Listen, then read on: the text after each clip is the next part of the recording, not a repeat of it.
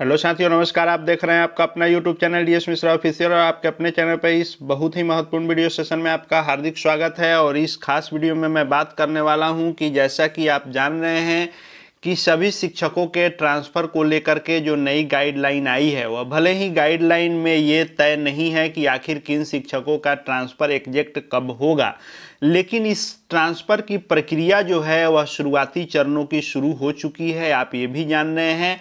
और इस प्रक्रिया में जो सॉफ्टवेयर के बारे में जानकारी निकल कर के आई है, उस सॉफ्टवेयर के एक विशेष व्यवस्था के बारे में मैं बात करने वाला हूं कि क्या इसमें स्पेशल एक सेटिंग रखी गई है और इस स्पेशल सेटिंग से क्या बड़ा फ़ायदा मिलेगा जिन शिक्षकों ने ट्रांसफ़र के लिए आवेदन किए हैं।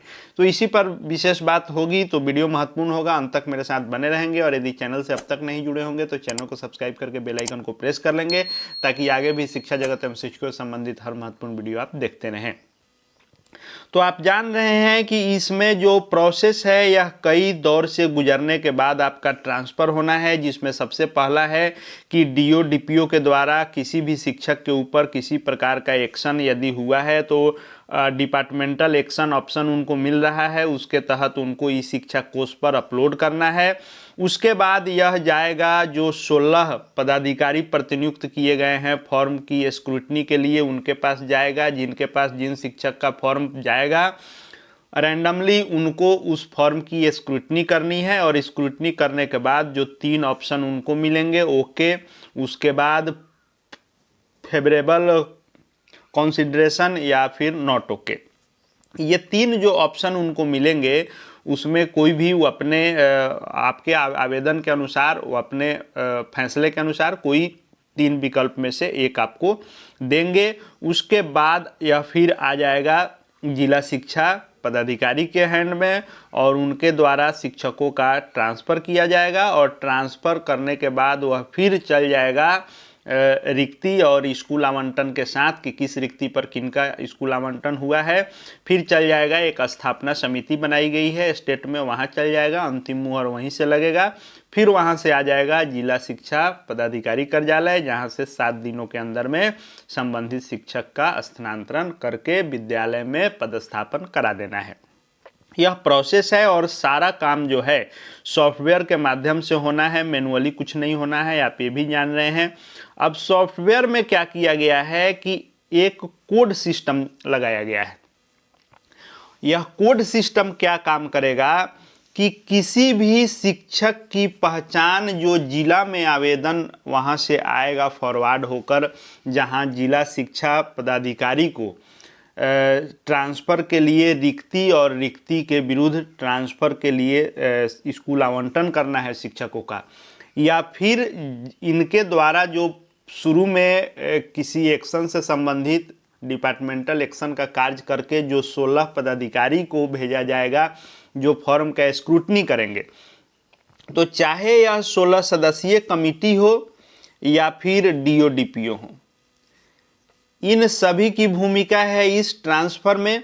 लेकिन ना ही शिक्षक का पर्सनल डिटेल, उनका नाम, वर्तमान में कार्यरत विद्यालय, ये नाम और वर्तमान में कार्यरत विद्यालय, ये सब ना ही इन 16 पदाधिकारियों को शो करेगा और ना ही डीओ डीपीओ को शो करेगा। यह काम कैसे करेगा, तो एक कोड सिस्टम जारी किया गया है कि एक यूनिक कोड दिया जाएगा। जैसे मान लीजिए कि किसी एक शिक्षक जिनका नाम ABC कुछ भी है, इनके नाम के आगे स्टेट से ही, राज्य मुख्यालय से ही एक कोड जारी कर दिया जाएगा। मान लीजिए 2 3 4 5 6 कुछ भी ऐसा कोड जारी कर दिया जाएगा। और जो डीओ डीपीओ के पास आएगा आपका आवेदन या फिर स्क्रूटनी वाले कमिटी के पास, दोनों जगह यह नाम नहीं शो करेगा, यहाँ इसके जगह पर यह कोड शो करेगा। उनको इस कोड के साथ यहाँ पर ऑप्शन दिखाई देंगे जो आपने दिए होंगे, 1 2 3 4 जो भी ऑप्शन आपने दिए हैं कि फलाना शिक्षक ने ये ऑप्शन दिया है, यानी सिर्फ कोड उनमें शो करेगा। और एक तरफ उनके पास रिक्ति है, जो किस विद्यालय में कितनी रिक्ति है, ये इस रिक्ति पर इस ऑप्शन में से पोस्टिंग के लिए, स्थानांतरण के लिए आवंटन करते जाएंगे स्कूल। और इनको सिर्फ दिखता जाएगा कोड के अनुसार कि इस कोड वाले को, मान लीजिए एक किसी का कोड 3245 कुछ भी हो, इनको उक्त विद्यालय मिल गया, इस कोड वाले को यह विद्यालय मिल गया। सिर्फ यहाँ से कोड को स्कूल आवंटित करते जाएंगे। कोड को स्कूल आवंटित होगा कैसे? तो शिक्षक का जो विकल्प है वह विकल्प दिखाई देगा, सिर्फ शिक्षक का नाम नहीं दिखाई देगा, शिक्षक के नाम के बदले कोड दिखाई देगा और उनका विकल्प दिखाई देगा। तो उनको विकल्प की ही आवश्यकता है, क्योंकि दिए गए विकल्प में ही करना है। विकल्प में यदि रिक्ति नहीं बैठती है तो नहीं करना है। तो एक तरफ यहाँ रिक्ति दिखाई देगा और दूसरे तरफ विकल्प दिखाई देगा शिक्षक के कोड के साथ।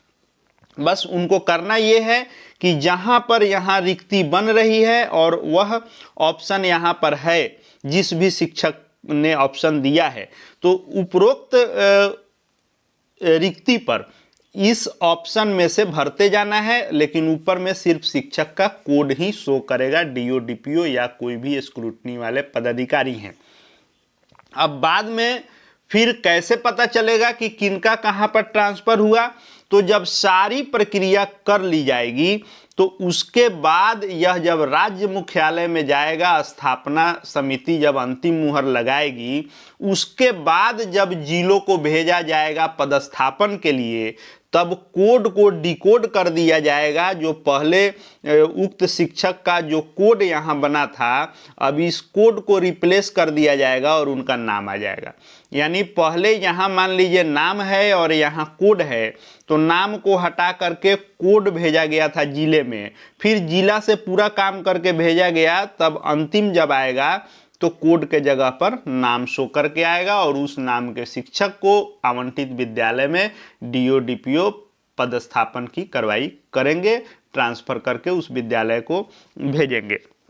यह सेम वैसे ही होगा जैसे आप जान रहे हैं कि मैट्रिक इंटर की जो परीक्षाएं होती हैं या कोई भी जो परीक्षा होती है, तो उसका जब कॉपी मूल्यांकन के लिए भेजा जाता है, तो जो शिक्षक मूल्यांकन करते हैं वो ये नहीं जान पाते हैं कि यह किस बच्चे की कॉपी है, और उसके लिए यही कोड सिस्टम जारी किया गया रहता है कि फर्स्ट पेज मुख्यालय में ही बोर्ड में ही फाड़ करके रख लिया जाता है और बच्चों के नाम के बदले कोड एक जारी कर दिया जाता है। एक यूनिक कोड होता है, एक बार कोड भी लगा हुआ रहता है और उसके आधार पर यहाँ से मूल्यांकन होकर के जाता है, तो नाम के बदले कोडिंग करके आता है, मूल्यांकन होके जाता है, तो फिर उसको डिकोड करके रिजल्ट तैयार किया जाता है। सेम वही यह सॉफ्टवेयर में प्रावधान किया गया है कि शिक्षकों का कोई भी डिटेल कोई नहीं जान पाएगा, बिना डिटेल जाने कोड के आधार पर विद्यालय आवंटित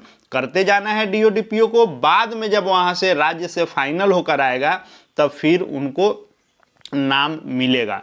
अब इससे बड़ा फायदा क्या होगा जिन्होंने ट्रांसफर के लिए आवेदन किया है, कि पारदर्शिता बनी रहेगी। शिक्षा विभाग में किसी भी काम में पारदर्शिता बहुत ही जरूरी है, क्योंकि आप जान रहे हैं कि हर चीज में इसमें बिचौलिए बहुत ही एक्टिव हो जाते हैं।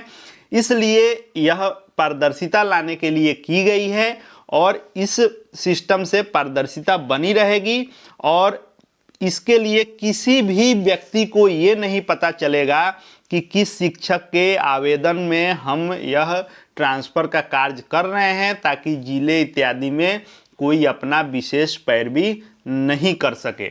अब कोई शिक्षक साथी ये भी कमेंट में करेंगे कि और जिनका राज्य में ही पहुंच होगा उनका तो हो जाएगा। तो देखिए, वो अपवाद चीज़ें अलग है, लेकिन जब छोटे लेवल पर गुंजाइश रहती है तो मास लेवल पर सेटिंग होती है, लेकिन बहुत बड़े लेवल पर किसी का कोई सेटिंग होगा, हाई प्रोफाइल अगर किसी का सेटिंग हो तो उसकी संख्या बहुत सीमित होती है। तो इसलिए ज़्यादातर सामान्य लोगों को इसका फायदा मिलेगा कि छोटे स्तर पर, यानी जिला स्तर से लेकर के या स्क्रूटनी स्तर तक किसी भी व्यक्ति का डिटेल नहीं पता चलेगा, जिससे यहाँ किसी का पैरवी नहीं लगेगा और सामान्य तरीके से पारदर्शिता के साथ यह ट्रांसफ़र की प्रक्रिया पूरी होगी, जिससे आम शिक्षकों को बहुत ही फायदा मिलने जा रहा है। आगे शिक्षा विभाग एवं शिक्षकों से संबंधित हर महत्वपूर्ण वीडियो आपको यहाँ देखने को मिलेंगे।